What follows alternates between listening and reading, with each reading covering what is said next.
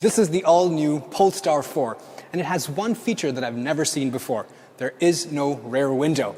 That and much more we'll get into details on today's episode of Autogefühl. Today with me, AJ. Let's discover the car together. And up here on the front, the first thing you'll notice is gone are those Thor hammer headlights.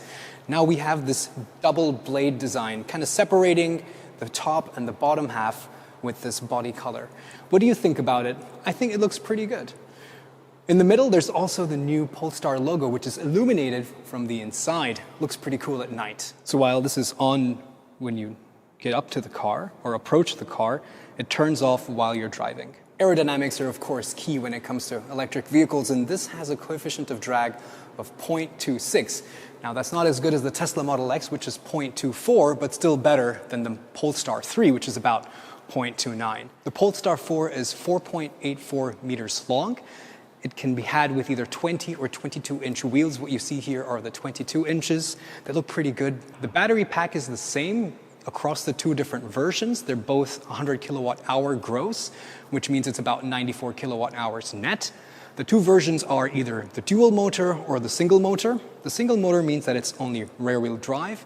The dual motor means that, of course, it's four-wheel drive.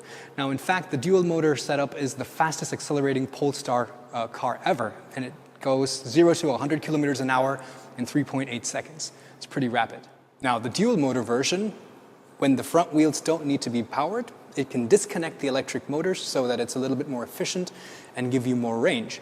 Also, the dual motor version is the one that gets the adaptive suspension. The standard version with the rear motor only doesn't. Now, this is built on the Geely SEA platform, and there's different versions of this. There's two main versions, and this is also used, for example, for Zeekr, for Volvo, and even the smart electric cars. Currently, it's manufactured in China and Korea. So charging with AC is 22 kilowatts. It's 200 kilowatts with DC charging.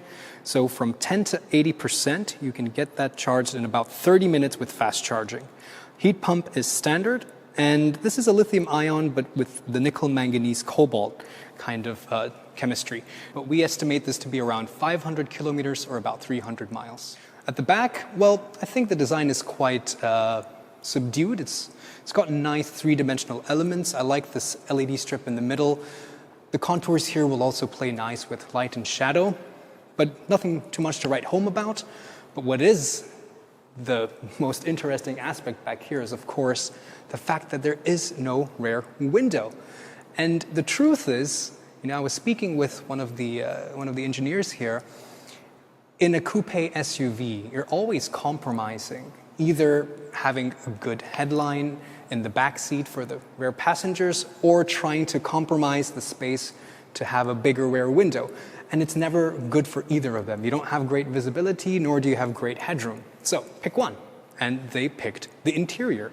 And because you can have cameras and all of these assistance systems and sensors, it's legally allowed to not actually have a rear window. So I'm really excited now. So what was the benefit? How much better is that now for the rear passengers? So let's go inside and take a look. 구독, 좋아요, 알림 설정 부탁해요. Whoa. Holy crap. Definitely makes a big difference because they've been able to push the seat back. And look at the amount of legroom that I have. This seat, believe it or not, is set to my driving position. I'm 5'8", so I'm not the tallest man in the world, not tall as Thomas, but 1.73 meters. I can sit very comfortably, stretch my feet out.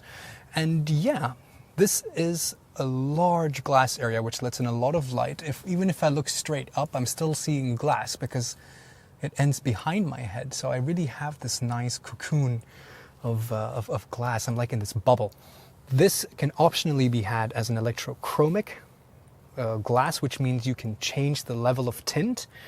And then you can kind of have it dark to block the sunlight. I wonder how dark it gets, like in the middle of summer, in the middle of the day. So again, we should test that out. But definitely, I see the value in this because it's now it makes sense. And the middle seat is actually also quite comfortable. I must say, I do feel like I'm sitting a little bit knees up, which is to be expected because of its electric skateboard platform with the batteries down here. And again, that sleek roofline means that The seats are a little bit lower than I might have liked, so for definitely passengers who are taller, you will find that your knees come up a little bit more. But that being said, these seats are also really comfortable. It's also really interesting to note that the interior is completely animal-free. These seats are made from 100% recycled PET.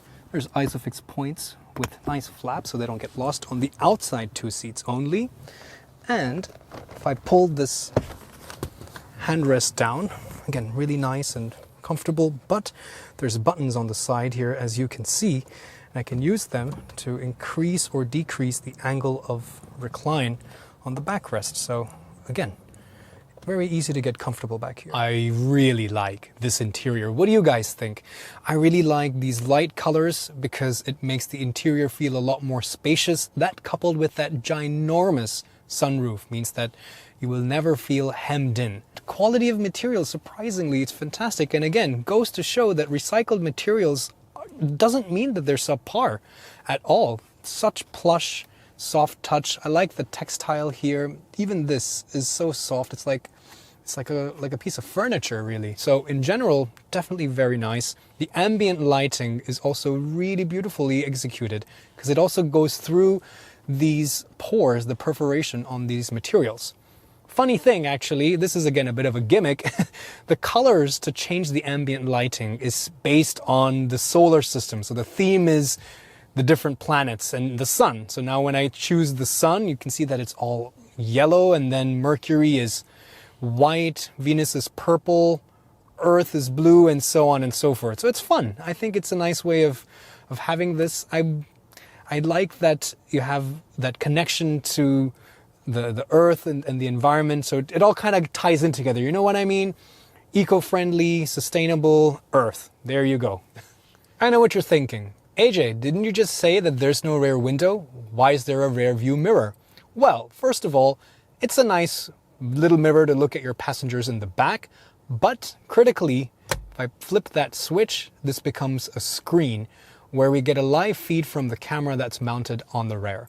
And this is where you can see a wide angle view of the traffic behind you. Taking center stage is this 15.4 touchscreen. Very big, and unfortunately, as you can see, no buttons even for your climate control.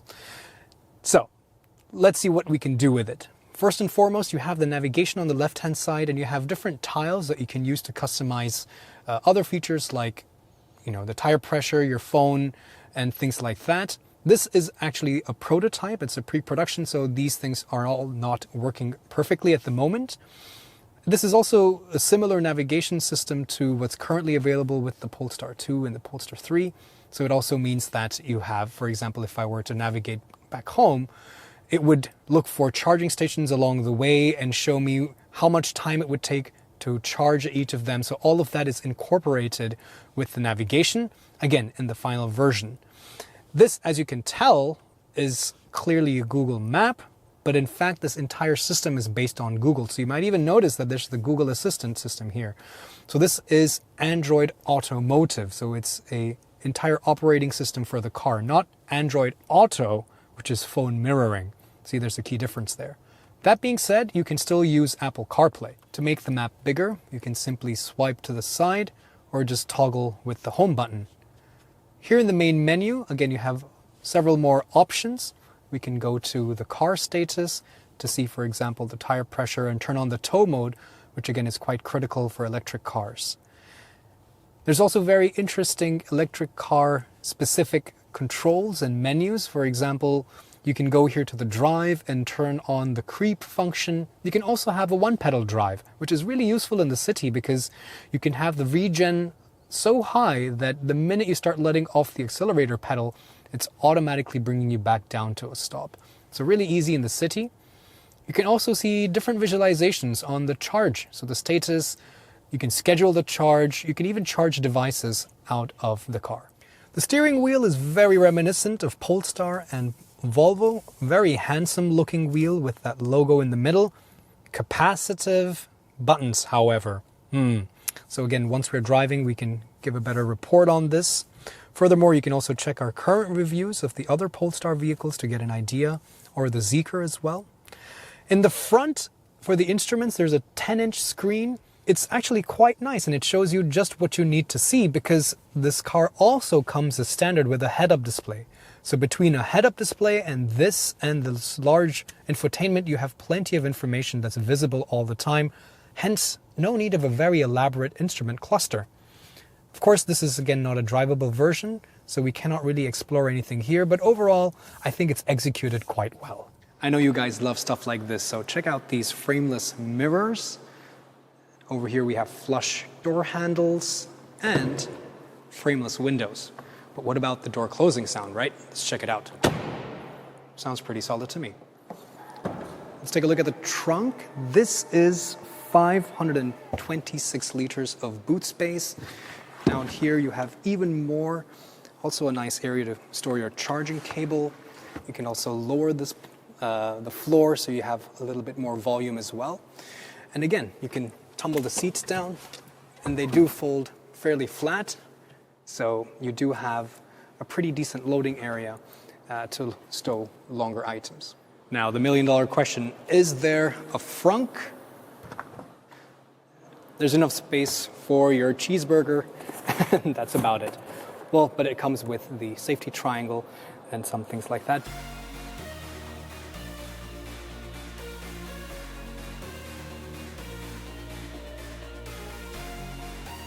Polestar 4 sits between the Polestar 2 and the Polestar 3 in terms of price and size. So that means that this starts at around 60,000 euros or US dollars for the basic version. But what you see here with the top end version and some optional extras will be around 84,000 euros. Now, if you're interested to learn more about this, make sure you're subscribed because when we have our chance to do the road test, you'll want to see all those details that we can test in the real world. But for now, why don't you check out some of the other videos with, for example, its siblings, the Polestar 3 and the Zeekr.